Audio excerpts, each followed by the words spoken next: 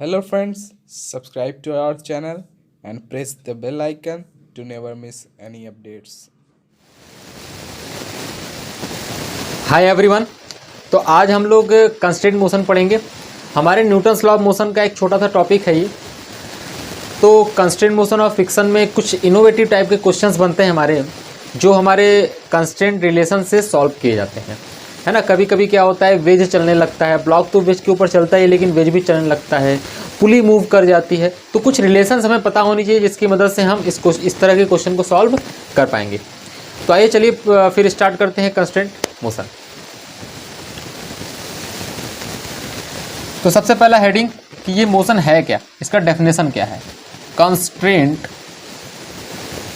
Motion क्या है ये, है ना, इसकी बात करते हैं। कंस्ट्रेंट का मीनिंग होता है मजबूरी। कंस्ट्रेंट का मतलब होता है मजबूर हो जाना। तो इसको मैं क्या बोलूँगा, मजबूरी और वाला और मोशन, है ना। मजबूरी वाला motion is basically known as constraint motion. क्या बोला, मजबूरी वाला motion is basically known as constraint motion.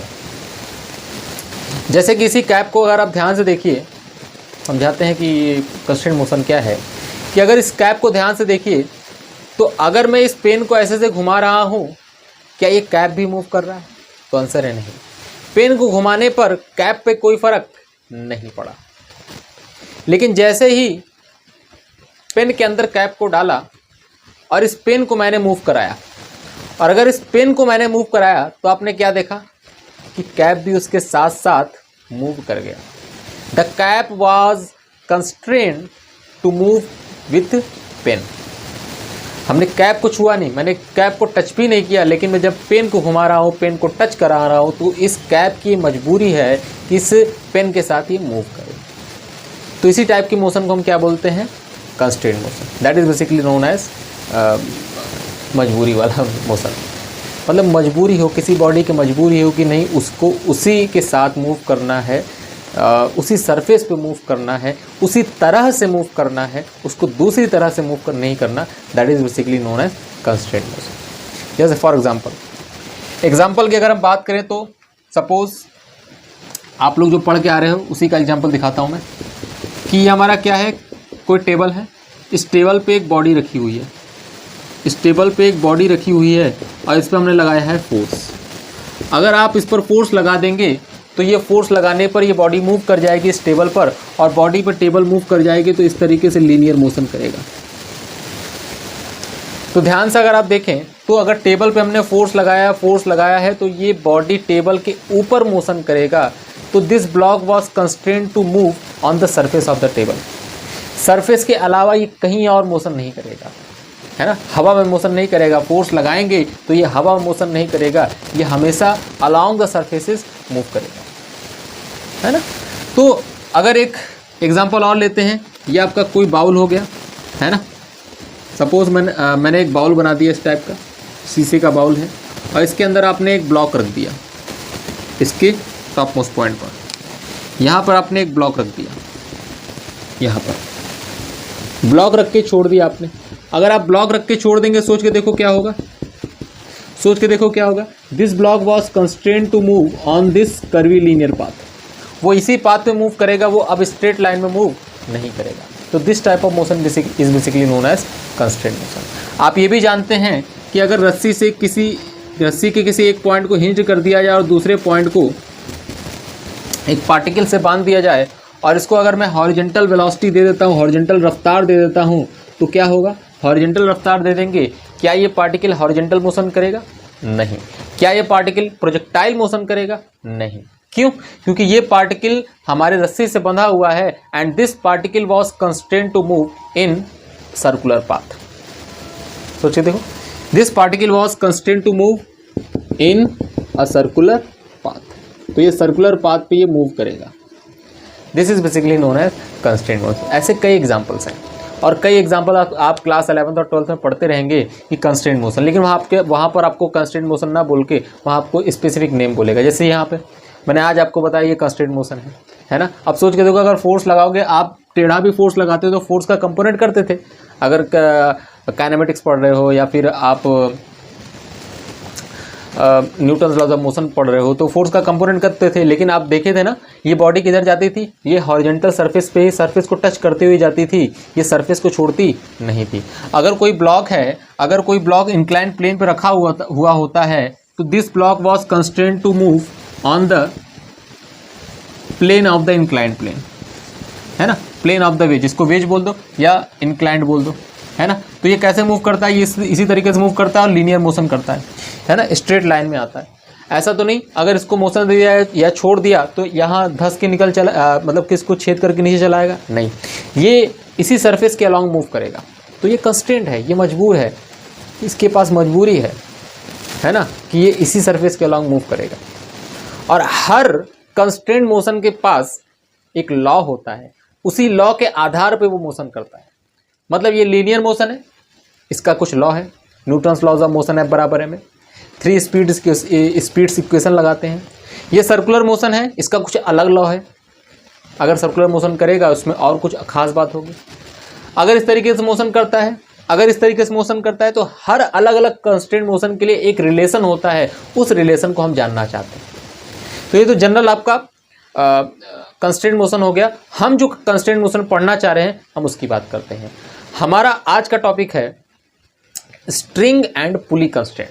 क्या बोला मैंने, स्ट्रिंग एंड पुली कंस्ट्रेंट। आइए स्टार्ट करते हैं। तो हमारा स्ट्रिंग एंड पुली कंस्ट्रेंट लिखा हुआ आपके सामने दिख रहा है आपको।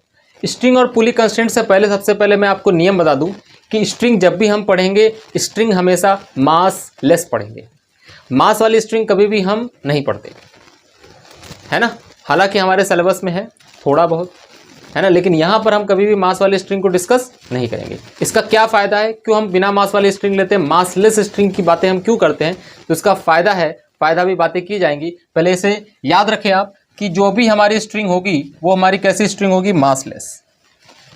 क्या होगी, मासलेस। फ़ायदा, इसका फ़ायदा क्या है, इसका फ़ायदा आपका है, मासलेस स्ट्रिंग का फ़ायदा ये है कि टेंशन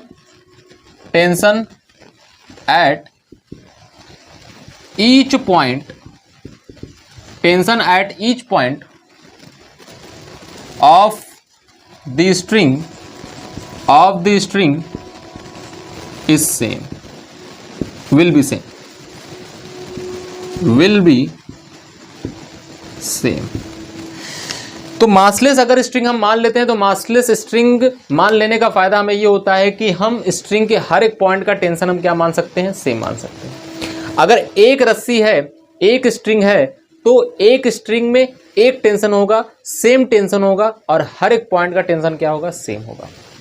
एक रस्सी एक टेंशन और उसके हर एक पॉइंट का टेंशन क्या होगा, सेम। ठीक है, तो ये बात हो गई हमारे इसकी। अच्छा, इसकी एक प्रॉपर्टी और होती है जो हम पढ़ते हैं इसके अलावा, ये तो पहली प्रॉपर्टी। दूसरी प्रॉपर्टी कि हम इनएक्सटेंसिबल स्ट्रिंग पढ़ते हैं। किसकी बात करते हैं, इनएक्सटेंसिबल स्ट्रिंग। मतलब हमारा रस्सी कैसा होता है, इनएक्सटेंसिबल होता है। इनएक्सटेंसिबल का क्या मतलब है कि जो खींच नहीं सकता, फोर्स लगा के अगर रस्सी को खींचेंगे जिसकी लंबाई नहीं बढ़ सकती, that is basically known as inextensible string. तो क्या हम इसको बोल सकते हैं rigid string? Yes, rigid string तो बोल ही सकते हैं, क्योंकि दो पॉइंट के बीच का डिस्टेंस चेंज नहीं हो रहा, और अगर दो पॉइंट के बीच का डिस्टेंस चेंज नहीं हो रहा तो उसको रिजिड स्ट्रिंग बोला जा सकता है। तो रिजिड स्ट्रिंग का क्या मतलब है, दो पॉइंट के बीच का सेपरेशन चेंज ना होने का क्या मतलब हुआ, है ना, क्या फायदा है इसका, आओ देखते हैं। जैसे एक सिंपल सा एग्जांपल और दिखाता हूं मैं। वो सिंपल सा एग्जांपल ये है कि एक ब्लॉक हमारा यहां रखा हुआ, एक ब्लॉक हमारा यहां रखा हुआ है ना। क्वेश्चन से ही समझाते, ये आपका क्वेश्चन ही समझ लो।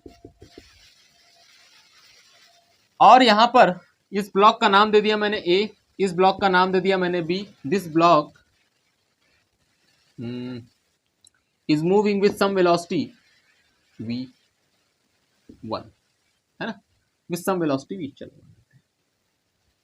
तो बताना ये है, अगर ए और बी के बीच में रस्सी बांध दिया जाए, एक स्ट्रिंग बांध दिया जाए, थोड़ी मोटी बनाऊंगा कि कुछ मुझे समझाना है ना। अगर मैं स्ट्रिंग बांध दूंगा तो सोच के देखो ना, अगर A block A body v velocity से राइट साइड में जा रही है, इसका मतलब ए बॉडी का हर एक पॉइंट v वेलोसिटी से जा रहा होगा। ए बॉडी का हर एक पॉइंट v वेलोसिटी से जा रहा होगा, तो क्या ख्याल है उस स्ट्रिंग के इस स्ट्रिंग के उस पॉइंट का जो इससे कनेक्टेड है, क्या वो भी v वेलोसिटी से जा रहा होगा? तो आंसर है यस, उसका भी वेलोसिटी v ही होगा। ये अब सोच के देखो ना, क्या अगर ये v वेलोसिटी से जा रहा है, क्या स्ट्रिंग का हर एक पॉइंट v वेलोसिटी से जाएगा? तो आंसर है यस, स्ट्रिंग का हर एक पॉइंट v वेलोसिटी से ही चल रहा होगा। और अगर स्ट्रिंग का हर एक पॉइंट v वेलोसिटी से चल रहा होगा, ऐसा क्यों बोल रहे हैं? क्योंकि अगर रस्सी हमारा रिजिड है, इनएक्सटेंसिबल है, तो दो पॉइंट के बीच का सेपरेशन चेंज नहीं होगा, और दो पॉइंट के बीच का सेपरेशन चेंज तभी नहीं हो सकता है जब दोनों की वेलोसिटी सेम हो। क्योंकि आपको पता है, जब दो बॉडी सेम वेलोसिटी से चल रहे होते हैं तो दोनों बॉडी के बीच का सेपरेशन कभी भी चेंज नहीं होता। तो अगर दो बॉडी के बीच का सेपरेशन चेंज नहीं करना है, ना तो इनको दबाना है ना तो इनको खींचना है, इनकी लंबाई न बढ़नी नहीं चाहिए, तो इसका मतलब दोनों पॉइंट की वेलोसिटी सेम होनी चाहिए। तो इसका मतलब ये इसके हर एक पॉइंट की वेलोसिटी सेम होगी, तभी दो पॉइंट के बीच का सेपरेशन चेंज नहीं होगा। तो क्या ख्याल है, क्या बी की भी वेलोसिटी भी ही होगी? तो आंसर है यस। तो अब से सवाल सबसे सिंपल और सबसे पहला सवाल, what is the velocity of B? Answer, velocity of B कितना होगा? v। अगर वो v वेलोसिटी जा रहा है तो ये भी v वेलोसिटी, जितना डिस्प्लेसमेंट वो करेगा उतना ही डिस्प्लेसमेंट इसका होगा, है ना। अगर मैं कहता हूं इस ब्लॉक का डिस्प्लेसमेंट राइट वर्ड डायरेक्शन में x है और इस ब्लॉक का डिस्प्लेसमेंट राइट वर्ड डायरेक्शन में y है, तो बताओ x और y में क्या रिलेशन होगा? सिंपल, y बराबर कितना? x, y बराबर x, जितना ये सरकेगा उतना ये भी सरकेगा, क्योंकि हम क्या मान रहे हैं, रस्सी को एकदम टाइट मान रहे हैं। कभी ढीली रस्सी से पढ़ते नहीं हम लोग, है ना। एक बात तो रस्सी हमेशा हम टाइट मान रहे हैं, और दो पॉइंट के बीच का सेपरेशन कभी भी चेंज नहीं होना चाहिए। तो जितना डिस्प्लेस वो होगा उतना ही डिस्प्लेस ये वाला होगा। इसी को डिफरेंशिएट मार दीजिए। अगर इसी को डिफरेंशिएट मारेंगे तो क्या आ जाएगा? Velocity of B must be equal to velocity of A. तो इसका मतलब दोनों की वेलोसिटी भी क्या हो गई? सेम हो गई। फिर दोबारा डिफरेंशिएट मार दीजिए तो acceleration of B is equal to acceleration of कितना हो जाएगा? ए। दोनों का एक्सेलरेशन भी सेम हो जाएगा, है ना। आपको शायद याद होगा, मैंने कुछ, है ना, बताया होगा, या आप लोग जहाँ भी पढ़ते होंगे वहाँ के टीचर आपको बताते होंगे कि whenever number of blocks connected by the string, whenever number of blocks connected by the string, then the acceleration of each blocks must be same।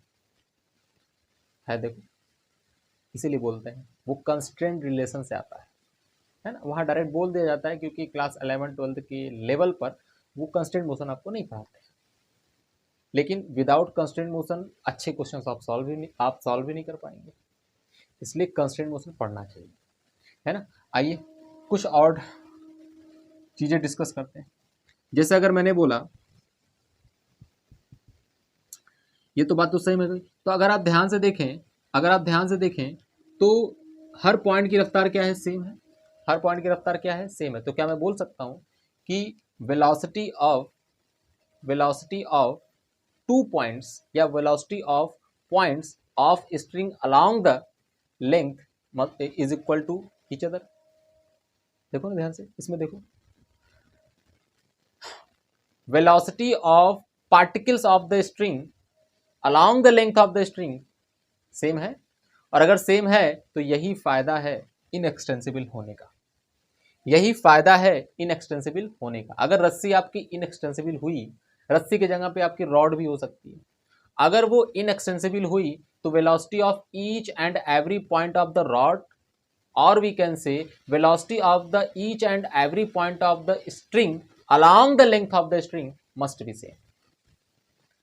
Same, हमेशा बराबर होना चाहिए।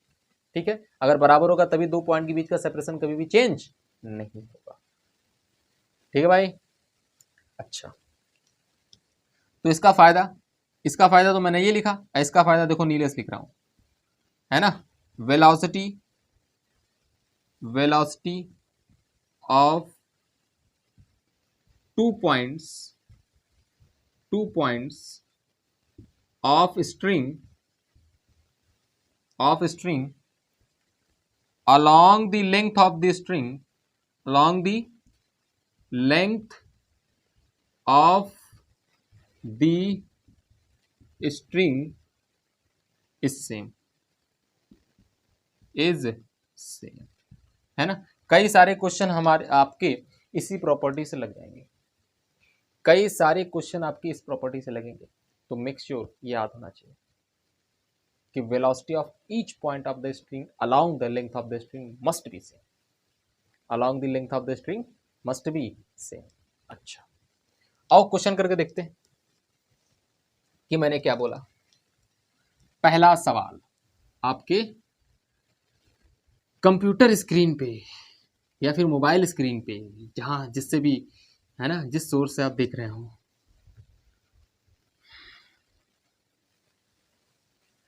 क्वेश्चन कहता है, क्या कहता है, कुछ तो कहता है, कहता है क्वेश्चन कहता है किस तरीके से वर्टिकल वॉल है, फिर इस तरीके से ग्राउंड है, छत मान लो उधर, ये ग्राउंड मान लो, ये वर्टिकल वॉल मान लो, यहाँ एक पुली लगा दो और यहाँ एक ब्लॉक है ना भाई, ब्लॉक बी है, और यहाँ पे रस्सी लगा दो और यहाँ पे भी एक ब्लॉक है, इस block, this is the block है ना। इस ब्लॉक को इधर खींचा जाता है 5 मीटर पर सेकेंड से। तो क्वेश्चन ये बोल रहा है फाइंड वेलोसिटी ऑफ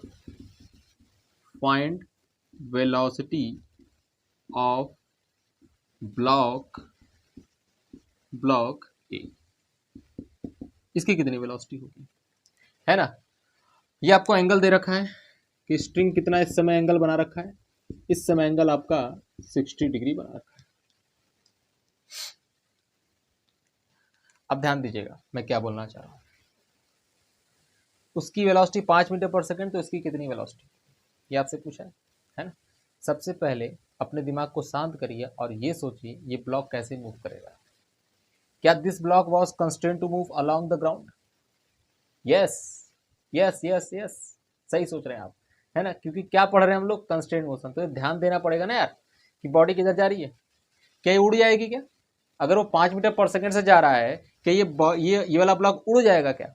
अरे ऐसा नहीं होता भाई, है ना, ऐसा नहीं होता है। आपने पढ़ा है ना कि अगर किसी ग्राउंड पर ये ब्लॉक रखा है, तो इस ब्लॉक पर टेढ़ा अगर फोर्स लगाते हैं तो दो कंपोनेंट होते हैं, एक कंपोनेंट ये वाला, एक कंपोनेंट ये वाला। ये वाला कंपोनेंट इसको अलोंग द सरफेस चलाता है, अलोंग द सरफेस चलाता है। मतलब ये जो फोर्स है, ये जो फोर्स आपको दिख रहा है, इसका दो कंपोनेंट हो जाएगा, अलोंग द सरफेस चलाएगा और ये कंपोनेंट नॉर्मल में भाग ले लेगा, है ना, नॉर्मल में इंक्लूड हो जाएगा, कहने का मतलब। तो ठीक है, समझ गए होंगे बात।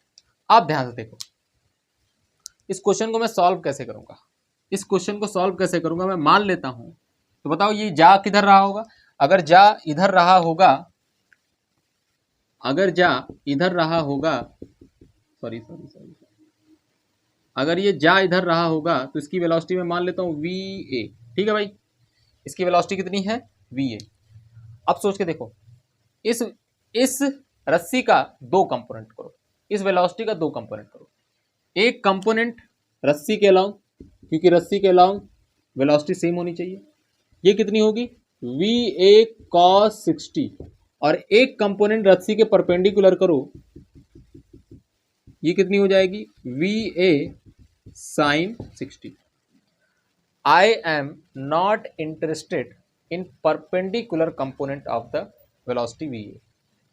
I am only interested in parallel component, मतलब component of the velocity along the string, क्योंकि हमें प्रॉपर्टी यही वाली लगानी है। और अगर यही वाली लगानी है तो velocity of a string at each and every point is same along the string. तो सोच के देखो, ये अगर ब्लॉक 5 मीटर पर सेकंड से इधर जा रहा है, तो ये वाला पॉइंट 5 मीटर पर सेकंड से, ये वाला पॉइंट 5 मीटर पर सेकंड से राइट में, ये वाला पॉइंट 5 मीटर पर सेकंड से राइट में, ये वाला पॉइंट भी 5 मीटर, ये वाला पॉइंट भी 5 मीटर, ये वाला पॉइंट भी 5 मीटर पर सेकंड, लेकिन ये वाला पॉइंट आपका कितना है? VA cos 60। मतलब पक्का है VA cos 60 must be equal to 5 metre per second, क्योंकि रस्सी के लॉन्ग वेलोसिटी 5 थी, इसको तोड़ के आपने कितना बना दिया, वी ए कॉस 60, तो वी ए कॉस 60 पक्का है 5 होना चाहिए क्योंकि velocity along the string same होनी चाहिए। तो ध्यान से अगर आप देखें cos 60 की वैल्यू कितनी हो जाएगी, cos 60 की वैल्यू होती है 1/2 and this is equal to 5, हो गया आपका 10 मीटर पर सेकेंड। कितना, 10 metre per second is your answer.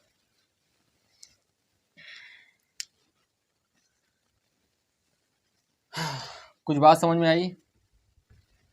हाँ सर आई, आ गई भाई, आनी तो चाहिए, है ना, और नहीं आएगी तो मैं जबरदस्ती आपको समझाऊंगा, है ना। दूसरे सवाल से, दूसरा सवाल ये,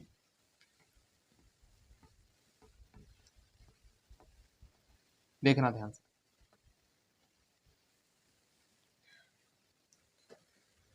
कि मान लो ये आपका वर्टिकल वॉल है और एक लैडर को मैंने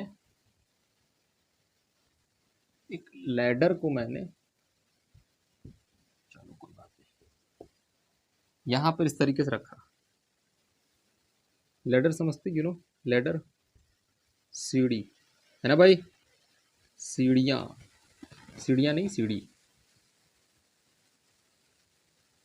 ये हो गया, ये आपका लैडर हो गया। इस लैडर का एक पॉइंट ये है और एक पॉइंट ये है, और ये एंगल कितना बना रहा है, थीटा।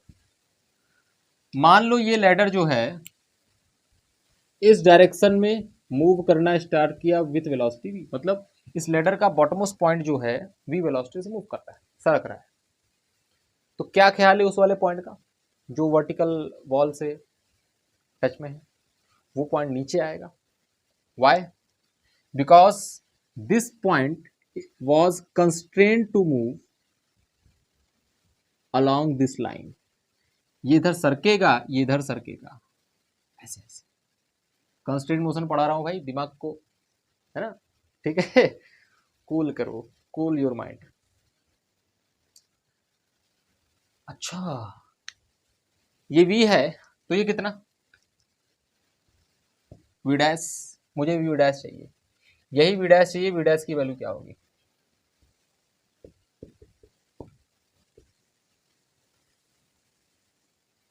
ठीक है।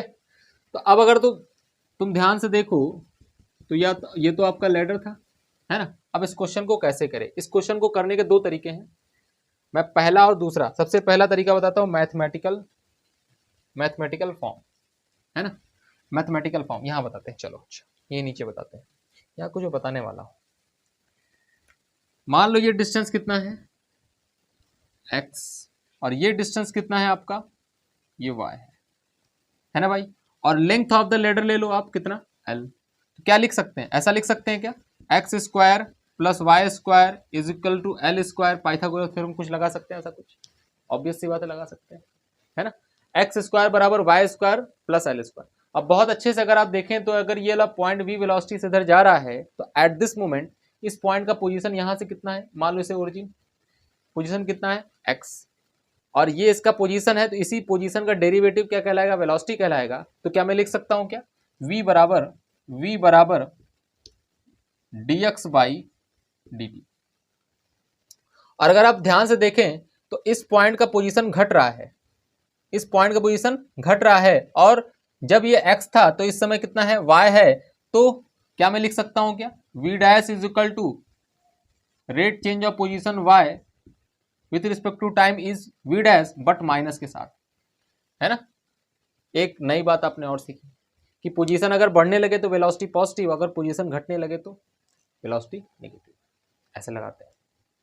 तो v बराबर dx बाई dt और v डैश बराबर माइनस में dy बाई dt।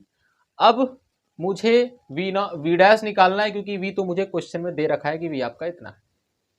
क्या करें, डिफरेंशिएट कर दो टाइम के रिस्पेक्ट में, x बदल रहा है, y बदल रहा है, लेकिन मेक श्योर l नहीं बदल रहा, लेंथ ऑफ द रॉड नहीं बदल रहा। अरे भाई रॉड अगर सरकेगी तो लेंथ ऑफ द रॉड थोड़ी बदल जाएगा, l क्या है, लेंथ ऑफ द रॉड।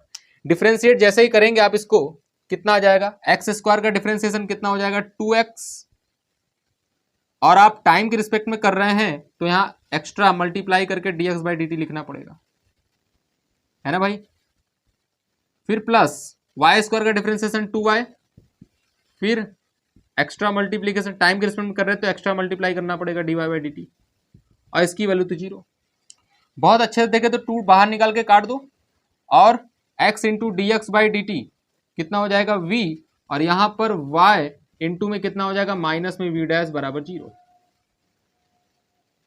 बहुत अच्छे से अगर आप देखो तो v डैश y की वैल्यू कितनी आ जाएगी, v डैश y की वैल्यू आ जाएगी v इंटू एक्स, और v डैश बराबर कितना हो जाएगा x by y into v। मेरे को ये बताओ x बाई y क्या है इस ट्रायंगल से, tan थीटा बराबर y बाई एक्स, तो cot थीटा बराबर x बाई y है ना, तो क्या लिख सकते हैं इसको, v डैश बराबर cot theta, v cot theta, sorry v cot theta. तो ये तो आपका आंसर आ गया। मैथमेटिक्स मैंने यूज किया यहां पर, है ना, मैंने जानबूझ के यहाँ पे मैथमेटिक्स यूज किया क्योंकि कई सवालों में कभी कभी मैथमेटिक्स भी यूज हो जाते हैं, तो आपको ये मेथड भी आना चाहिए। ठीक है भाई, अब अपना जनरल मेथड यूज करेंगे, है ना। कौन सा method, the velocity of points, the velocity of a points along the string is same, है ना, मस्ट बी सेम। ये वाला पॉइंट्स हम यूज करेंगे यहां पर। सोच के देखो, ये आपका क्या है, रॉड है, यही है ना रॉड, चलो कोई बात नहीं, मोटा पतला बन गया। ये इधर जा रहा है भाई साहब कितने वेलोसिटी से, v वेलोसिटी से। ये इधर आ रहा है भाई साहब कितने वेलोसिटी से, v डैश वेलोसिटी से, है ना। ये आपका दे रखा है थीटा एंगल, बहुत अच्छी बात है, क्या ये भी थीटा ही होगा, तो आंसर है यस, वो भी थीटा ही होगा। तो इस रॉड के अलोंग वेलोसिटी को तोड़ो जरा, तो कितना आ जाएगा, v cos थीटा, और एक कंपोनेंट तो ये वाला भी आएगा, लेकिन ये बिना काम का, मेरे काम का नहीं है ये, क्योंकि हम अलोंग द स्ट्रिंग या अलोंग द रॉड की बात करते हैं। लेकिन तोड़ दिया, चलो होता तो दोनों ही है इसलिए मैंने तोड़ा, होता तो दोनों ही है इसलिए मैंने तोड़ दिया। खैर, क्या ख्याल है इसका, ये 90 माइनस थीटा होगा, तो अलोंग द रॉड तोड़ दिया जाए, यस, कितना हो जाएगा, v dash cos 90 minus theta. क्या मैं साइन थीटा डायरेक्ट लिख दूं क्या, यहां पे cos 90 माइनस थीटा को साइन थीटा डायरेक्ट लिख दूं, हाँ सर लिख दीजिए। और ये वाला component v dash cos theta, क्या पढ़ा, velocity along the string must be same, velocity of particles along the string must be same, और अगर सेम होना चाहिए तो सेम कर दो यार। देखो, इस पॉइंट की रफ्तार इस डायरेक्शन में v डैश साइन थीटा, इस पॉइंट की रफ्तार इस डायरेक्शन में v cos थीटा, क्या दोनों बराबर होने चाहिए, बराबर कर दो, v dash cos theta is equal to v cos theta. अब अगर तुमने बराबर कर दिया है तो आंसर भी तुम्हारा आ गया है। क्या हो रहा है, ये v डैश साइन थीटा, ये कितना है साइन थीटा, ये नीचे चला जाएगा, v डैश बराबर आपका आ जाएगा v cot थीटा। कौन सा ज्यादा आसान था, ऑब्वियस सी बात है, आप यही बोलेंगे ये वाला आसान था, लेकिन ये वाला भी आना चाहिए, ये वाला भी आना चाहिए, कभी कभी यूज हो जाता है, मैथमेटिकल फॉर्म है ये, तो इसलिए आपको आना चाहिए, मस्ट है। ठीक है, तो ठीक है, अगले टाइप के क्वेश्चन लेते हैं। मान लो कि यहां पर एक पुली बंधा हुआ है ना, और यहां भी एक पुली बंधा हुआ है, और यहां पे एक पुली है जो with the help of string इस तरीके से कनेक्टेड है। ठीक, यहां से एक ब्लॉक लटका दिया, यहां से एक ब्लॉक लटका दिया, यहां से एक ब्लॉक लटका दिया। क्वेश्चन ये कहता है कि इसकी वेलोसिटी नीचे के डायरेक्शन में u है, इसकी वेलोसिटी नीचे के डायरेक्शन में u है, तो ऑब्वियस सी बात है ये नीचे जाएगा तो ये किधर जाएगा, ऊपर जाएगा, इसकी वेलोसिटी v है। पूछ रहा है find out the value of v, इसकी वेलोसिटी कितनी है। ये सवाल इतनी बार आ चुका है एग्जाम में, है ना, IIT है, AI EEE है, नीट है, CPMT है, पता नहीं किसमें किसमें ITI तक पूछ डाला है ऐसा सवाल। ITI तक रिपीट टेलीकास्ट बोर्ड तक आ गया है ना, ऐसा सवाल। जल्दी से करके बताओ तो v की वैल्यू क्या होगी? अगर इस वाले पार्टिकल की वेलोसिटी u होगी तो इस वाले पार्टिकल की वेलोसिटी क्या होगी, बस ये बताना है आपको, है ना। क्या करेंगे? करने के कई तरीके हैं। बताओ कितने तरीके बताऊं? दो तरीके। दो तरीका बताता हूं। देखो एंगल भी दे रखा है इसमें, मैं एंगल भूल गया देना, ये एंगल भी दे रखा है आपको, ये एंगल है थीटा और ये भी एंगल दे रखा है थीटा। ठीक है, बहुत अच्छी बात, ध्यान से सुनना मेरी बात। Velocity along the string must be same, होना चाहिए बराबर ना, बराबर कर दो। देखो अगर ये v वेलोसिटी से आ रहा है तो ये पुली भी तो v वेलोसिटी से आ रहा होगा, क्योंकि जब पुली v वेलोसिटी से ऊपर जाएगा तभी तो ये v वेलोसिटी से ऊपर आएगा, है ना।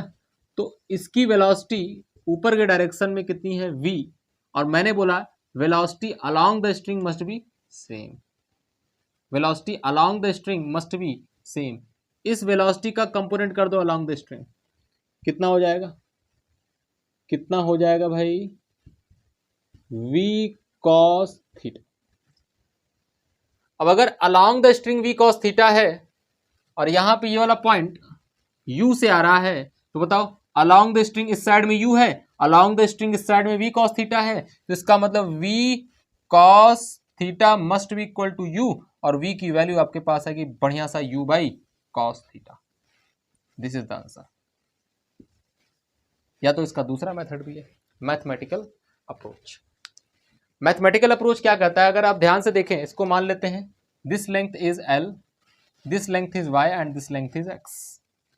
Suppose this length is y, this length is x and this length is small l। ये बनाया है आपका थीटा। अब ध्यान से सुनना, फिर से लगा दो पाइथागोरस थ्योरम, यहीं पर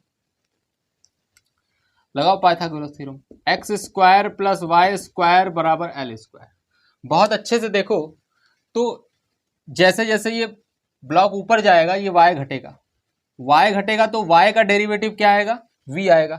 तो y का डेरिवेटिव अगर आपका v आएगा तो यहां मैं लिख रहा हूं, है ना, dy by dt, sorry v की वैल्यू पहले लिखो, v बराबर dy by dt, but make sure यहां माइनस होगा, घट रहा है ना, y घट रहा है तो माइनस होगा।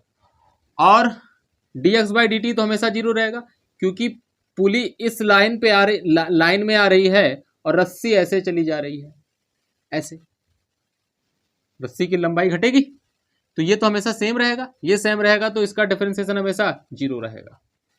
इसमें ये भी देखना था कौन जीरो है कौन नहीं है। फिर अगर आप ध्यान से देखो तो dl u की वैल्यू कितनी होगी, u, ये u है ना, क्योंकि हर एक पॉइंट का रफ्तार, हर एक पॉइंट का रफ्तार u, हर एक पॉइंट का रफ्तार u, इस पॉइंट का रफ्तार इस डायरेक्शन में u, इस डायरेक्शन में u। तो सोच के देखो ये लंबाई घट रही है ना, घटेगी ना, और अगर ये लंबाई घटेगी तो क्या लिख सकते हैं, u बराबर माइनस में dl बाई dt। कर दो डिफ्रेंशिएट इसको, कर दो डिफ्रेंशिएट उसको, कितना आ जाएगा, ये तो जीरो हो जाएगा, ये आ जाएगा 2y इंटू में dy बाय dt बराबर यहाँ आ जाएगा 2l, और ये हो जाएगा dl बाई dt, दो और दो चला जाएगा, dy बाई dt यही आपको निकालना था v, और इसकी वैल्यू कितनी है y, and this is equal to l dl by dt, यही आपका क्या है u, है ना, वो भी माइनस के साथ, माइनस लगा दो, माइनस लगा दो, माइनस माइनस फिर भी कट जाएगा, है ना। तो v की वैल्यू कितनी आ गई, v बराबर आ गया l बाय y इंटू में u। सोचो ना l बाय y क्या होगा, अगर आप cos थीटा लगाते इस ट्रायंगल में तो y बाई एल होता, बेस अपॉन हाइपोटेन्यूस, लेकिन सेक थीटा लगाएंगे तो हाइपोटेन्यूस अपॉन में बेस, मतलब ये क्या लिखा हुआ है, ये सेक थीटा लिखा हुआ है, v is equal to u sec theta, या कहने का मतलब u बाय cos थीटा। समझ गए ना समझे, ठीक है ना, ऐसे निकाला जाता है इक्वेशंस का। क्वेश्चन और देखते हैं। जैसे, कैसे, जैसे ये आपकी पुली हो गई, यहां से हिंट कर दिया, और यहां पर एक ब्लॉक है ए, और यहां पे एक ब्लॉक है बी। ठीक बात है ना। ये आपकी ब्लॉक कितनी है, कितनी क्या, कौन सी है, बी। ये आपकी ए है। बहुत अच्छी बात है। ये इधर जा रहा है, इसकी वेलोसिटी v2 है। ये इधर जा रहा है, इसकी वेलोसिटी v1 है।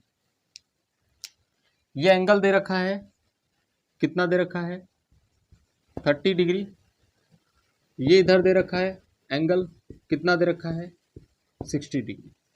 क्वेश्चन में आपसे पूछ रहा है फाइंड v1 बाय v2। ये इस सिचुएशन की कहानी है, इस इंस्टेंट की कहानी है।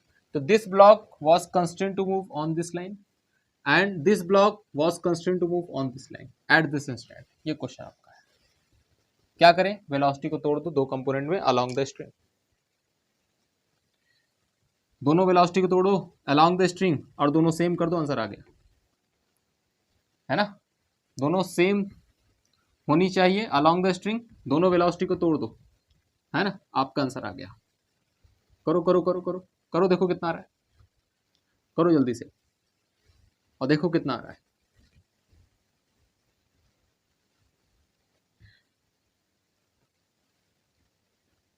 हो गया भाई। चलो मेरा देखो मैं कैसे करता हूं। हाँ, ध्यान से देखो, अलोंग द स्ट्रिंग ये कितना है, ये भी 60 होगा। अलोंग द स्ट्रिंग तोड़ोगे कितना आ जाएगा, v2 cos 60। इसको अलोंग द स्ट्रिंग तोड़ोगे v1 cos 30। सही है भाई। तो v1 cos 30 must be equal to v2 cos 60। Length के अलोंग सेम होना चाहिए, है ना। तो लेंथ के अलोंग सेम होना चाहिए, तो हम क्या लिखेंगे यहां पर, v1 cos 30 must be equal to v2 cos 60। cos 30 की वैल्यू कितनी होती है, v1 अपॉन v2। cos 60 की वैल्यू आई थिंक 1/2 और cos 30 की वैल्यू √3/2। तो मेरे हिसाब से तो आ रहा है आंसर 1/√3। पता नहीं आपके हिसाब से क्या आ रहा है, मेरे हिसाब से तो आ रहा है 1/√3। अब देख लीजिए आप लोग अपना अपना आंसर, है ना। तो इस तरीके से क्वेश्चन सॉल्व किया जाता है। ये सॉल्व करने का टेक्निक है, यही तरीका है ना। आइए कुछ और बातें करते हैं, कुछ अलग टाइप के क्वेश्चंस करते हैं पुली वाले। ये आपका सिंपल पुली ब्लॉक सिस्टम दिख रहा होगा, है ना। आपने इस पर पीएचडी भी किया होगा। चलिए मैं भी कर लेता हूँ आज, है ना, लेकिन दूसरे तरीके से। तो आज मैं इसकी मोशन के बारे में जानना चाहता हूँ कि इसका मोशन कैसे हो सकता है। अगर मैं आपसे ये कहूँ कि अगर ए का मास ज़्यादा है बी के मास से, तो ये वाला नीचे जाएगा, ये ऊपर जाएगा। अगर बी का मास ज़्यादा होगा ए के मास से, तो बी वाला नीचे जाएगा, ए वाला ऊपर जाएगा।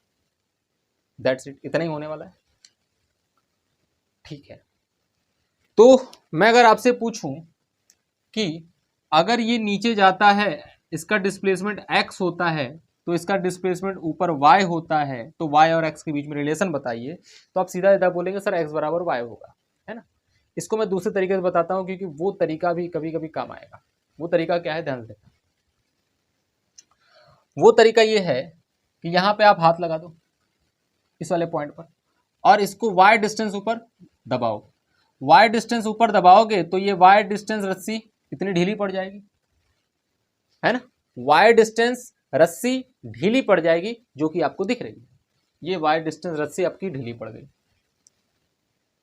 मैंने इस ब्लॉक का डिस्प्लेसमेंट कितना किया, y डिस्टेंस किया, और रस्सी क्या हो गई, ढीली पड़ गई। वहां पे हमने हाथ लगाया हुआ है, यहाँ पे हमने क्या लगाया हुआ है, हाथ लगाया हुआ है। सपोज मैंने हाथ लगाया, दबाया है उसको, ठीक है, रस्सी उधर जाने नहीं दिया। अब बहुत अच्छे से आप सोचें कि अगर y डिस्टेंस रस्सी ढीली हो गई तो रस्सी तो हमेशा टाइट होनी चाहिए ना। तो सोच के देखो, अगर मैं हाथ छोड़ूंगा तो y डिस्टेंस, उतना ही डिस्टेंस का रस्सी, उतनी लंबाई का रस्सी इधर खाली हो जाएगा, मतलब इधर चला आएगा, मतलब इधर गिर जाएगा, बड़ा हो जाएगा। तो उसका मतलब y must be equal to x, मतलब जितना यहां पर रस्सी ढीला होगा उतना ही रस्सी यहां पर, उतना ही लेंथ का रस्सी यहां पर टाइट हो जाएगा। तो ध्यान से अगर आप देखो तो यहां मैं बोल सकता हूं x is equal to y। और अगर आप इसे डिफरेंशिएट मार देंगे तो डिफरेंशिएट मारेंगे तो क्या आ जाएगा, velocity of a is equal to velocity of b। और अगर आप फिर से दोबारा डिफरेंशिएट मार देंगे तो acceleration of a is equal to acceleration of b। ठीक है भाई, तो ऐसा आप कर लेते हैं, बहुत अच्छी बातें कर लेते हैं। आपने देखा भी होगा, जब भी एटवुड मशीन आपने पढ़ा होगा तो एटवुड मशीन में ये नहीं किया होगा ये ए एक्सेलेरेशन से ऊपर जा रहा है तो ये ए एक्सेलेरेशन नीचे आ रहा है। तरीका क्या है, यही तरीका है उसको करने का, है ना। जो भी अपने हिसाब से जो मान लेता है, जो समझ लेता है, उस हिसाब से समझ ले। लेकिन अगर वेक्टर फॉर्म में देखें तो, अगर इसी चीज को अगर मैं वेक्टर फॉर्म में लिखूं तो, अगर मैं वेक्टर फॉर्म में लिखता हूं इसी चीज को तो क्या लिखूंगा, x vector must be equal to minus of y vector, क्योंकि दोनों का डिस्प्लेसमेंट जस्ट अपोजिट लिखा है, ये ऊपर तो ये नीचे। Velocity of A vector must be equal to minus of velocity of B vector. Acceleration of A vector must be equal to minus of acceleration of B vector. ये vector form है, ठीक है। चलिए इसी बेसिस पे एक question लगाइए, जरा देखें हम, है ना, क्या समझ में आया आपको। ऐसे ये सपोर्ट है, ऐसे ये पुली है, इस तरीके से एक पुली यहां भी दे दिया मैंने, है ना। ठीक है,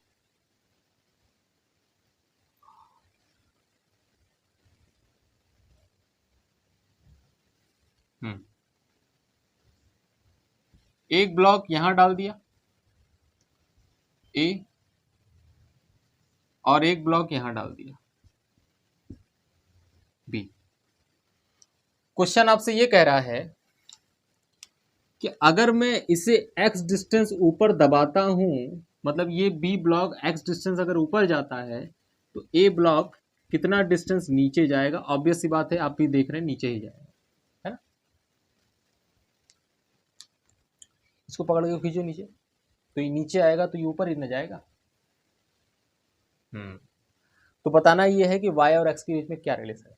what is the relation, write down the relation between y and x और y के बीच में रिलेशन लिख डालो,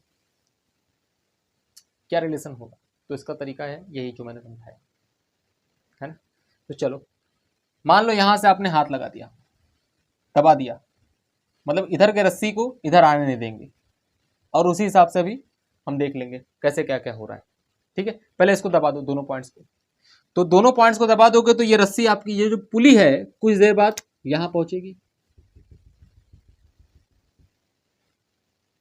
इसका सेंटर अभी यहां था, अब इसका सेंटर यहां हो चुका है।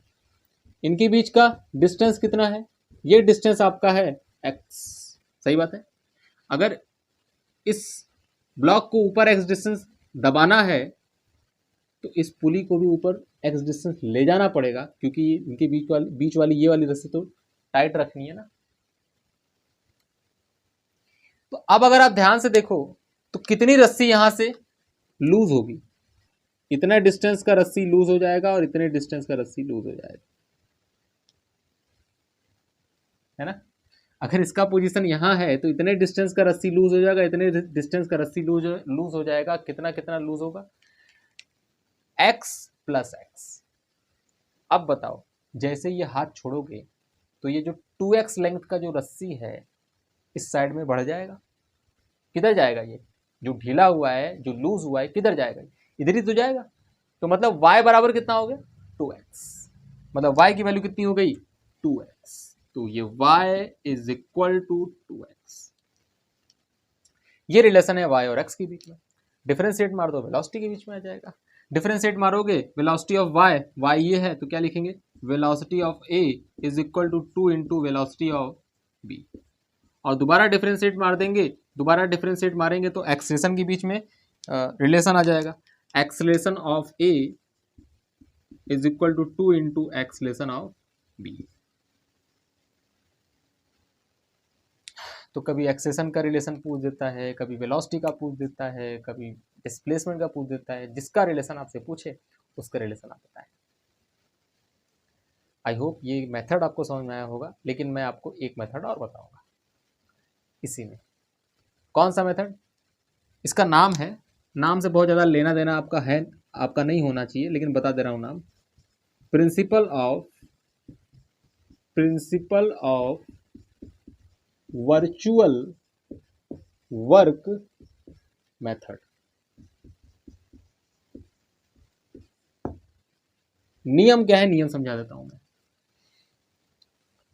Principal of virtual work method ये कहता है कि टोटल वर्क डन, क्या बोला?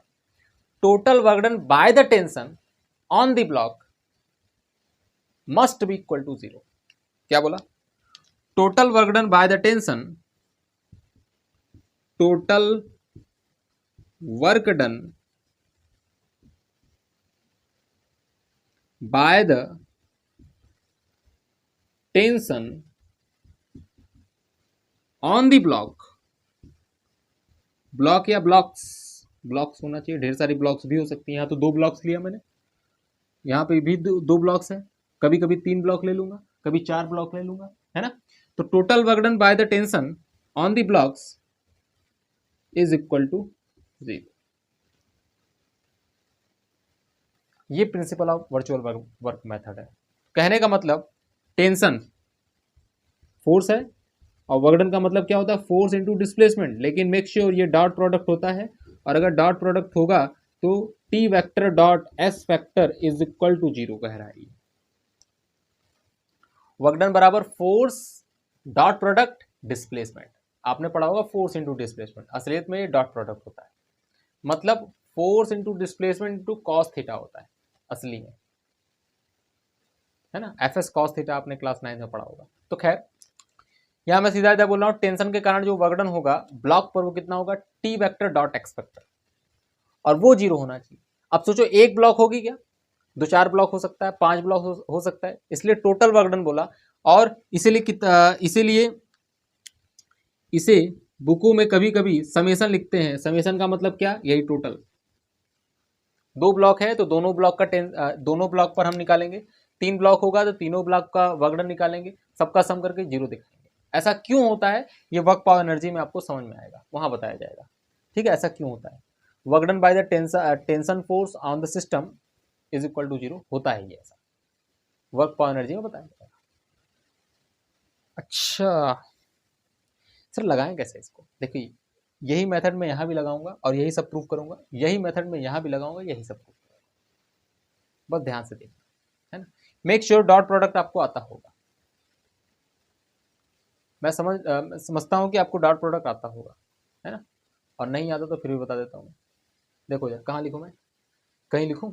यहाँ लिख देता हूं, ठीक है, यहाँ लिख देता हूं। डॉट प्रोडक्ट ऑफ 2 वेक्टर क्या होता है? A vector dot B vector is equal to A B cos theta, ये होता है।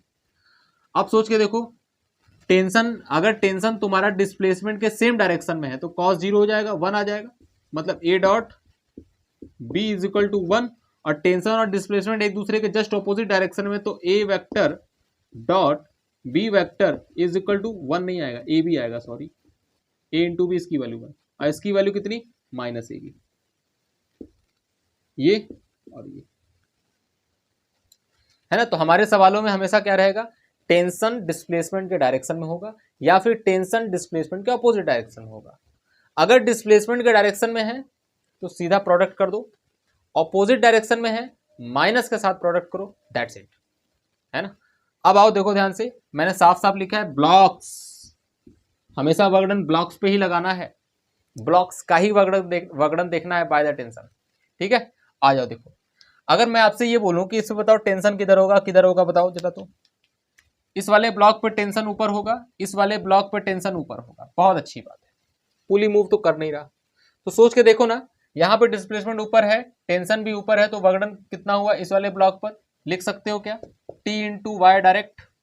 यहाँ टेंशन ऊपर है, डिस्प्लेसमेंट नीचे है, तो वर्कडन लिख सकते हो क्या, T into x and this is equal to 0। T बाहर निकाल के काट डालो, और अगर काट डालोगे तो y की वैल्यू कितनी आ जाएगी, x। फिर डिफरेंशिएट मार देना, बार बार सब कुछ आ जाएगा। ये तो सिंपल मेथड था, सिंपल क्वेश्चन का सिंपल मेथड। इसमें लगाओ, हाँ इसमें लगाना पड़ेगा। आ जाओ, पुली, अब आ गई पुली, और आ गई पुली तो आपको यहां पर कुछ बातें मैं एक्स्ट्रा बताता हूं पुली के बारे में। अभी तक मैं स्ट्रिंग के बारे में बताया था आपको, अब मैं बताऊंगा आपको पुली के बारे में, है ना। तो पुली भी हमारा कैसा होना चाहिए, मासलेस। हम ये भी मासलेस पढ़ते हैं, है ना। हालांकि पुली आपकी लोहे की होती है, स्टील की होती है, अलग अलग टाइप की, है ना, पुली बनाते हैं लोग, है ना। प्लास्टिक की भी होती है पुली, लेकिन पुली अपन कैसे मानेंगे, अपन मानेंगे मासलेस। तो पुली मासलेस होनी चाहिए। कैसा लेस, मासलेस, मासलेस। लो लिख दिया मैं। हम जो भी पढ़ेंगे मासलेस पुली ही पढ़ेंगे। मास वाला पुली हमारे सिलेबस में नहीं है, कभी क्वेश्चन पूछ देता है कभी ना कभी, तो सिंपल टाइप का क्वेश्चन होता है अगर मास दे दिया तो। आ जाओ देखते हैं इसको। अगर ये मास लेस है तो इसका क्या फायदा है, फायदा देखो, है ना, फायदा देखना, ध्यान से फायदा देखना। ये पुली है ना, इस वाले पुली की बात कर रहा हूं। रस्सी है तो ऊपर इस वाले पॉइंट पे टेंशन ऊपर की तरफ T, और इस वाले पॉइंट पे टेंशन ऊपर की तरफ T। ध्यान से सुनना, मिटा दूं थोड़ा मैं टेंशन लगा रहा हूं इस रस्सी पर, है ना, और आप जानते हैं tension is always away from the point. जिस पॉइंट पे आप टेंशन निकालना चाह रहे हैं is always away from the point. तो इस ब्लॉक पर टेंशन ऊपर की तरफ, इस पुली के इस वाले पॉइंट पे टेंशन नीचे की तरफ, इस पुली पर नीचे की तरफ, इस पुली के इस वाले पॉइंट पे ऊपर की तरफ, इस पुली के इस वाले पॉइंट पे ऊपर की तरफ, इस रिजिड सपोर्ट के इस वाले पॉइंट पे नीचे की तरफ। और रस्सी एक है तो टेंशन भी हर जगह एक ही होगा। ये भी टी, ये भी टी। लेकिन बेटा हमेशा हम ब्लॉक पे ही टेंशन निकालते हैं ना, क्योंकि मास तो उसी का है, हमको मतलब तो ब्लॉक से ही है। किससे मतलब है, ब्लॉक से ही मतलब है ना। ब्लॉक ही मूव करेगा ऊपर नीचे ना, मास भी उसी का है, सब कुछ मतलब मास तो इसी में रहेगा, ब्लॉक में ही रहेगा। अब मतलब भी हमें ब्लॉक से ही, कितनी वेलोसिटी है, कितना एक्सलेशन है ना। पुली से कोई हमें लेना देना नहीं है, बस पुली है एडजस्ट कर रहा है, इधर उधर लग रहा है। तो ध्यान से अगर आप देखें तो टेंशन भी हमेशा हम किसका दिखाते हैं, ब्लॉक पर दिखाते हैं। हम जनरली ये टेंशन नहीं दिखाते, ये वाली ऊपर रिजिड सपोर्ट से भी मतलब नहीं, ऊपर क्या लग रहा है क्या नहीं लग रहा है हमसे क्या मतलब है ना। तो रिजिड सपोर्ट का भी टेंशन नहीं दिखाते हम लोग, ये टेंशन नहीं दिखाते, ये नहीं दिखाते, ये नहीं दिखाते। लेकिन जब जरूरत पड़ती है पुली की तो पुली की दिखाते हैं। तो यहाँ भी जरूरत है पुली की, क्योंकि हम एक रस्सी तो हमें ये दिख रही थी, लेकिन ये वाली दूसरी रस्सी जो इसके यहाँ से बंधी हुई है ब्लॉक, मुझे इस पर टेंशन लिखना है, क्योंकि ये ब्लॉक है ना, तो इस पर भी तो टेंशन के कारण वर्कडन होगा। तो कितना टेंशन है मुझे ये नहीं पता, क्योंकि रस्सी हो गई अलग। तो इसके लिए ध्यान से अगर तुम देखो, मान लो इस वाले पॉइंट पर तुमने टेंशन का डायरेक्शन बनाना है तो नीचे बनाओगे, अवे फ्रॉम द पॉइंट, नीचे की तरफ, और ये टी डैश। अगर this pulley is at rest तो क्या मैं बोल सकता हूं टी डैश बराबर 2t, क्योंकि अगर रेस्ट पर है, इक्विलिब्रियम में है, फॉर इक्विलिब्रियम,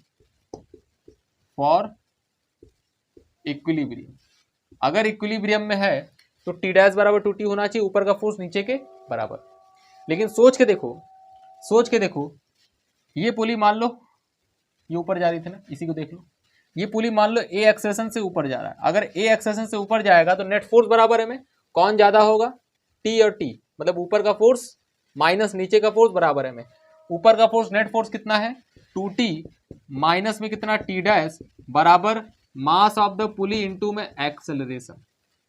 तो क्या लिख सकते हो, 2t माइनस टी डैश बराबर 0, क्योंकि मास ऑफ द पुली तो था ही नहीं, हमने तो वो माना ही नहीं था। और अगर ये 0 हो गया तो आज फिर से टी डैश बराबर कितना हो गया, 2t। ये है फायदा कि अगर पुली तुम्हारी चले चाहे रुकी रहे, आपका जो टेंशन है हमेशा इसी तरीके से लिखते हैं, है ना, ऊपर का फोर्स नीचे के बराबर, दैट्स इट। तो ऊपर का फोर्स नीचे के बराबर, तो ये फायदा है। तो ध्यान से अगर आप देखो तो इस पॉइंट पे टेंशन नीचे की तरफ है, तो बताओ इस पॉइंट पे टेंशन आ गया ना, तो इस रस्सी में भी इस रस्सी के हर एक पॉइंट पे टेंशन वही होगा। तो इस पॉइंट पे टेंशन ऊपर की तरफ अवे फ्रॉम द पॉइंट, और इसकी वैल्यू कितनी होगी, 2t। हो गया, एक ब्लॉक ये, एक ब्लॉक ये, यहीं पर लगाना है virtual work method. Make sure कि हमेशा वर्चुअल वर्क मेथड हमेशा ब्लॉक्स पे लगाते। तो अगर इस पे लगाओगे तो ये टेंशन, बताओ टेंशन इस वाले पॉइंट पे, इस ब्लॉक पे टेंशन ऊपर, डिस्प्लेसमेंट नीचे, तो क्या लिखें, माइनस में टी इंटू वाई। बताओ इस पर टेंशन ऊपर है, कितना है टेंशन ऊपर, 2t, और जा रहा है कितना डिस्प्लेसमेंट इसका, x, बराबर क्या, मस्ट बी इक्वल टू 0। ध्यान से देखो तो टी निकाल के काट दो तो माइनस वाई प्लस कितना हो जाएगा, 2x बराबर कितना, 0। तो y बराबर कितना हो गया भाई साहब, 2x। ओहो, ये आ गया। तो principal of virtual work method best है, इसे यूज करिए और हर कांस्टेंट रिलेशन निकालिए, कोई दिक्कत वाली बात नहीं है। ठीक है, आइए कुछ और आपको अलग टाइप के क्वेश्चंस कराते हैं, लेकिन उससे पहले कुछ और बता देता हूं, है ना, उससे पहले कुछ और बता देता हूं आपको। मैं बताना मैं ये चाहता हूं कि ये तो डिस्प्लेसमेंट के लिए लिखा, total work done is equal to 0, लेकिन अगर बेटा आप इसको डिफरेंशिएट मार देंगे ना, डिफरेंशिएट मारेंगे तो वेलोसिटी आ जाएगा। मतलब ये वेलोसिटी के लिए भी वैलिड है, मतलब ये चीज़ जो मैंने बताया आपको, ये वेलोसिटी के लिए भी वैलिड है। आप सीधा सीधा ऐसे लिख सकते हैं, summation of T dot x is equal to 0, summation of T dot v is equal to 0, and summation of T dot a also b is equal to 0।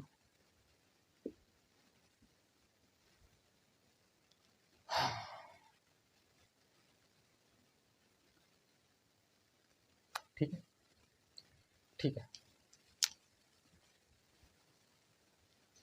तो ये बातें हो गई, और अगर ये बातें हो गई बहुत अच्छी बात है, बातें होती रहती हैं, बातों का क्या है, खत्म होता ही नहीं है ना।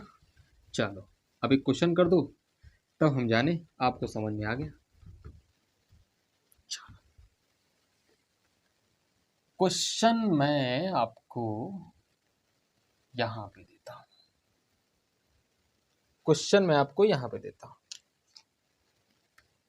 कुछ इस तरीके से सिस्टम बनाया, कुछ इस तरीके से एक पुली लगाया, लगा दो, हाँ, कुछ इस तरीके से एक पुली यहां भी लगाया, कुछ इस तरीके से रस्सी लगा के यहां पे पुली लगाया, और फिर कुछ इस तरीके से इसे हिंज कर दिया, और कुछ इस तरीके से एक ब्लॉक यहां लगा दिया, है ना भाई, समझ आ रहा है। ये ए, ये बी, एक ब्लॉक यहां लटका दिया, ये आपका सी, बहुत अच्छी बात है। हाँ,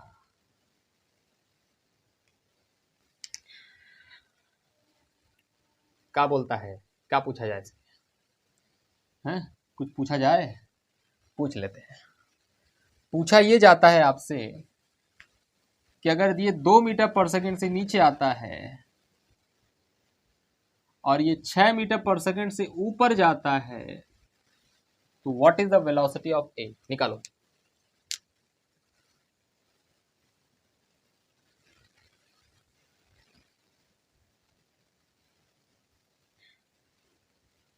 ए की वेलोसिटी कितनी होगी। वर्चुअल वर्क मेथड लगाना आसान है, वो सिंपल भी है, आसानी से लग जाएगा।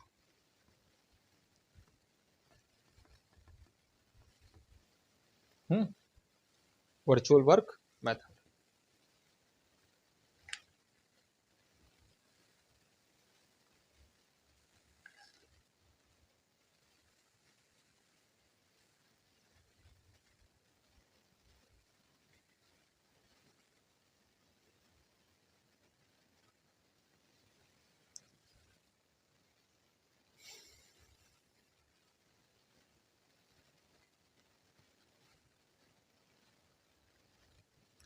मैं क्वेश्चन बना दूं क्या तब से आपके लिए?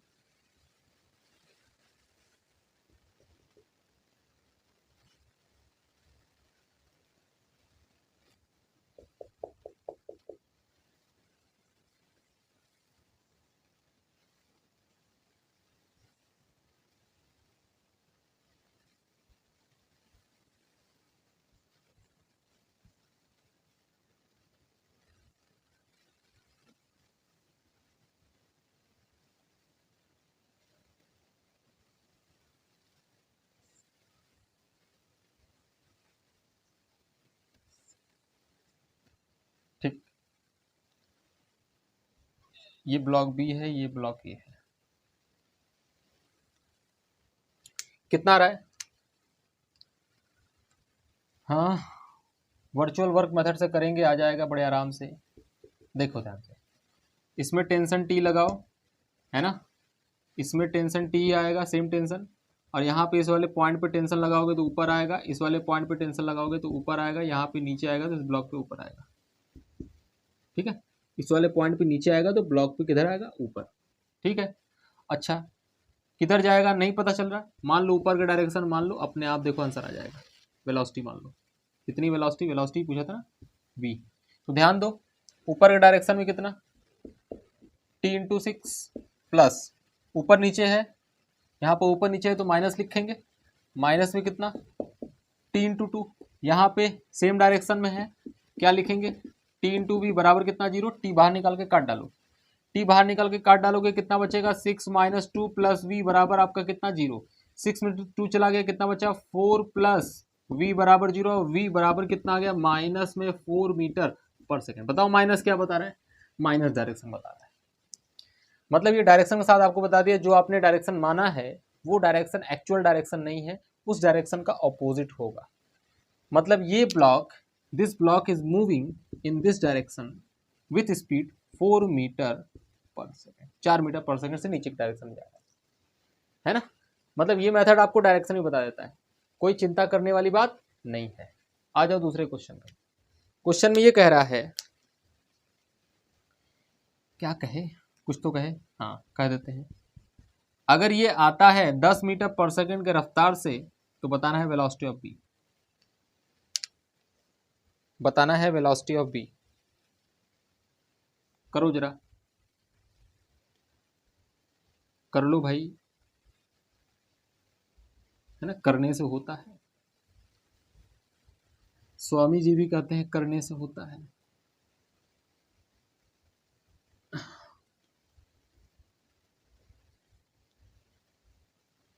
करो जल्दी से, एक सवाल आपके लिए और लेटेस्ट बनाते हैं, है ना, एक सवाल और लेटेस्ट।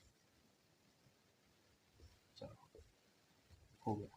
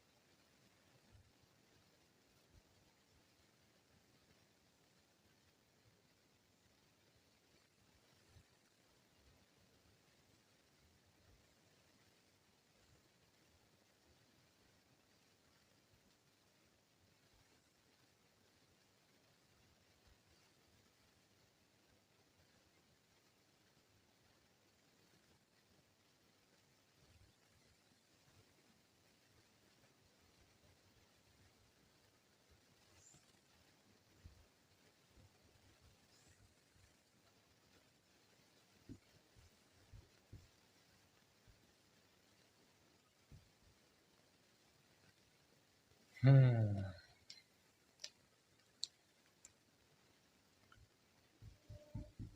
2 मीटर पर सेकेंड कितना रहा इसका, कैसे लगाया आपने, इधर टेंशन लगा दो, है ना, तो इधर टेंशन होगा ब्लॉक पर ऊपर की तरफ, तो इधर टेंशन ऊपर इस वाले पॉइंट अवे फ्रॉम द, ये टूटी है तो पूरा रस्सी है तो इधर भी कितना होगा, टूटी होगा, ये ध्यान आपने नहीं दिया होगा। देखो ना, ये एक रस्सी है तो हर जगह टेंशन सेम, ये टी है तो यहाँ भी टी है, लेकिन ये टी है, ये टी है तो ये कितना होगा, टूटी होगा, ये टूटी होगा तो पूरा टूटी होगा, ये टूटी हो गया। ध्यान से अगर आप देखो तो ये अगर नीचे खींचोगे तो ऑब्वियस सी बात है ये ऊपर आएगा, है ना। नहीं तो आपको अगर आप नीचे भी मान लेते तो डायरेक्शन के साथ बता देता। चलो यहाँ क्या लिखो, लिखो माइनस में टी इंटू में 10, और यहाँ लिखो, यहाँ पे लिखेंगे तो कितना 3t into velocity of B is equal to 0। सही बोल रहा हूँ? बताओ इस ब्लॉक पे टेंशन कितना है, 2t और t, 2t और t कितना हो गया, 3t हो गया। ध्यान से अगर तुम देखो t निकाल के काट डालो, उधर चला गया। वेलोसिटी ऑफ b कितना आ गया, वेलोसिटी ऑफ b आ गया आपके पास 10/3 metre per second. 10/3 metre per second, देखो प्लस आया, इसका मतलब मैंने डायरेक्शन सही लगाया है। वही चीज मैं यहाँ भी करूँगा, वही चीज यहाँ भी करूँगा। बताना है आपको कि अगर इसका acceleration 2 metre per second square नीचे है तो इसका एक्सेलेरेशन किधर होगा और कितना होगा। तो ऑब्वियस सी बात है, इसको नीचे खींचेंगे यार तो पूरा का पूरा सिस्टम ऊपर आएगा ना। और अगर पूरा का पूरा सिस्टम अगर ऊपर आ रहा है तो मान लेते हैं ये पूरा सिस्टम आपका ऊपर आ रहा है विद एक्सेलेरेशन ए। तो सबसे पहले टेंशन लगाओ, देखो ध्यान से मैं लिख रहा हूँ, tension T, tension T, tension 2t, tension 2t, tension 4t, tension 4t, tension 8t। तो यहाँ पे टेंशन 8t है ना। बताओ इस ब्लॉक पे कितने फोर्सेस लग रहे हैं, t plus 2t plus 4t plus 8t। 8 4 12, 12 2 14, है ना। 12 2 14 और 14 1 15। तो 15t ऊपर, एक्सेलेरेशन भी ऊपर, तो कितना हो गया 15t इंटू बी। एक्सेलेरेशन ऊपर की तरफ है तो a मान लो, और ये टेंशन ऊपर एक्सेलेरेशन नीचे, तो माइनस में t इंटू में 2 मान लो, बराबर कितना 0। बहुत ध्यान से अगर तुम देखो तो इसकी वैल्यू कितनी आ गई, टी कट गया है। तो a बराबर आपके पास आ गया, a बराबर 2/15 metre per second square. Answer 2/15 metre per second square. ठीक है, ओके। आपको मैं 2 होमवर्क दे रहा हूं, वो दोनों होमवर्क आप करिएगा। 2 होमवर्क आपके लिए। उसके बाद अगले लेक्चर हम लोग पढ़ेंगे मूवेबल पुली, है ना। फिर साथ में ही ले लिया जाएगा वेज कंस्ट्रेंट।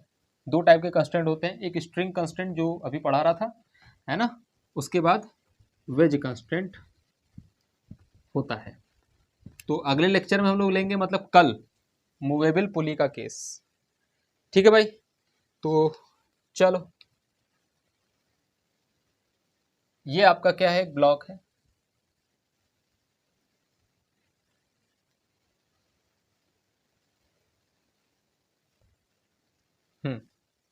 ये ब्लॉक मैंने ले लिया और यहां से पुली ज्वाइंट कर दिया, यहां से एक पुली और लगा है, यहां से ब्लॉक लटका लिया, यहां पर एक हिंज है, मतलब ज्वाइंट कर दिया सपोर्ट से, और ये आपका टेबल है। सुंदर दिख रहा होगा। ये ब्लॉक ए है ना। इसकी रफ्तार 5 मीटर पर सेकंड है। सोचो ये नीचे खींचोगे तो इधर आएगा ना। इसकी रफ्तार कितनी है वही आपको बतानी है। ये ब्लॉक बी है, ये आपका होमवर्क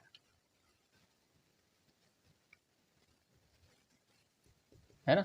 ये रस्सी से बंधा हुआ है, ये ऐसा रस्सी से बंधा हुआ, टाइट रहेगा। ठीक है, रस्सी मान लो चाहे रॉड मान लो, मतलब सपोर्ट है, इसमें भी टेंशन आएगा। चाहे रॉड रहेगा तब भी टेंशन आएगा, है ना, चाहे क्लिप रहेगा तब भी टेंशन आएगा, लेकिन टेंशन रहेगा। इसको मानना है टेंशन यहाँ पर, है ना। जैसे यहाँ आप मान रहे थे वैसे। एक होमवर्क और दे दिया जाए, मन नहीं मान रहा मेरा, दे दिया जाए, ले लो होमवर्क, ले लो, लगाना सवाल।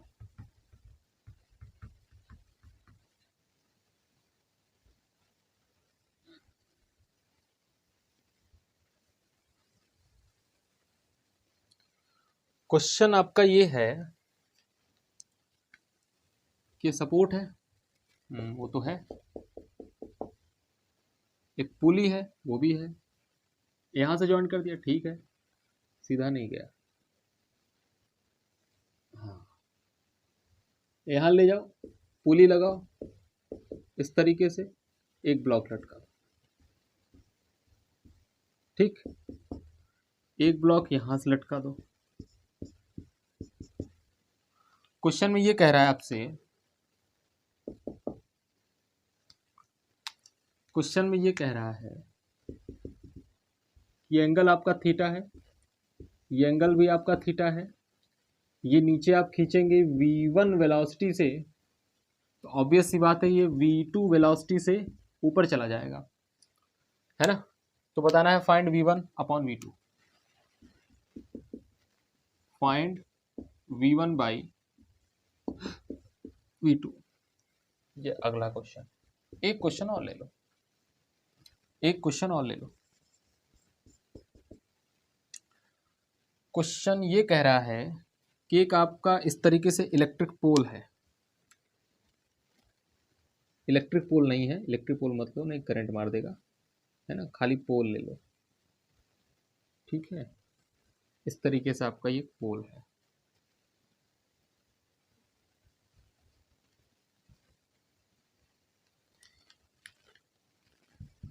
इस पोल में एक रिंग फंसी हुई है और ये रिंग एक पुली से ज्वाइंट है और ये मूवेबल नहीं, फिक्स पुली है इस तरीके से, और यहां से ये ब्लॉक इधर की तरफ लटक रहा है।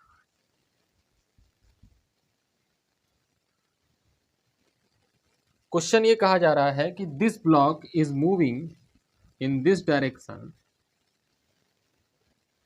विथ 4 मीटर, 5 ले लो, विथ 5 मीटर पर सेकेंड, है ना भाई। और ये जो स्ट्रिंग एंगल बना रही है फ्रॉम द हॉरिजॉन्टल, ये आपको दे रखा है 37 डिग्री। तो ऑब्वियस सी बात, इसको नीचे खींचोगे तो दिस रिंग, ये आपका रिंग है, this ring is constrained to move along the pole, ऐसे भागेगा थोड़ी, ये पोल के अलोंग ही मूव करने के लिए कंस्ट्रेंट है ना। तो ये सवाल है, आपको ये लगाना है, इसकी वेलोसिटी पूछ रहा है, फाइंड आउट द वेलोसिटी, है ना। आपको 3 4 5 वाला ट्रायंगल पता है ना, उसी से 37 का आंसर आ जाएगा कि साइन 37 कॉस 37 tan 37 की वैल्यू कितनी होगी। मैं बना के दिखा देता हूँ आपको, है ना, ये लो बना के दिखा दिया मैंने बड़ा सा, कि ये अगर 37 है, 37 के सामने वाला 3, साइड वाला 4, ये 5 और ये कितना हो जाएगा 53 डिग्री, ठीक है। तो एंगल को यूज़ कर लीजिएगा, जो भी एंगल आपको यूज़ करना हो। तो ये हमारा आज का कहानी कंस्ट्रेंट मोशन, ये हमारा पूरा हो चुका है। कल हम लोग मूवेबल पुली की तरफ बढ़ेंगे और कुछ क्वेश्चंस और देखेंगे, है ना। तब तक के लिए पढ़ते रहिए। Thank you very much.